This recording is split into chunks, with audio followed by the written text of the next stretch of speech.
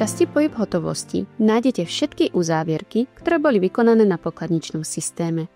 Táto sekcia slúži na prehľad a kontrolu finančných tokov, teda všetkých príjmov a výdavkov, ktoré prechádzajú cez pokladňu. V hornej časti si môžete nastaviť dátumové obdobie, ktoré vás zaujíma, a filtrovať len konkrétne dni alebo celé mesiace.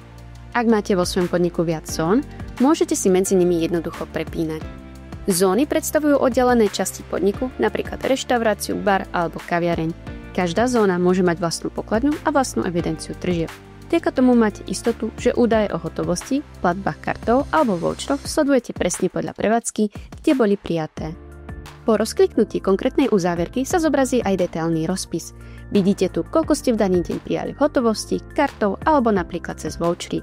Pod týmto rozpisom sa nachádza aj prehľad z prepitného, oddelené podľa spôsobu platby, zvlášť pre hotovosť a zvlášť pre platbu kartou. Nižšie sú uvedené predaje podľa sadzby DPH, takže rýchlo zistíte, aká časť tržby spadala do ktorého typu sadzby. Tieto informácie sú veľmi užitočné pri kontrole tržieb alebo pri odovzdávaní údajov účtovníctvu. Ak potrebujete uzávierky ďalej spracovať, môžete ich exportovať. Export tak uľahčuje prácu s účtovnými dokladmi a kontrolu hotovostných pohybov mimo systému.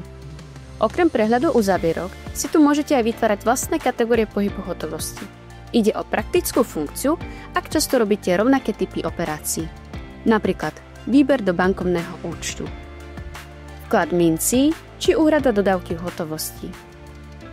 Vďaka kategóriám si tieto operácie rýchlo označíte a v prehľade jasne vidíte, na čo konkrétne sa hotovosť použila.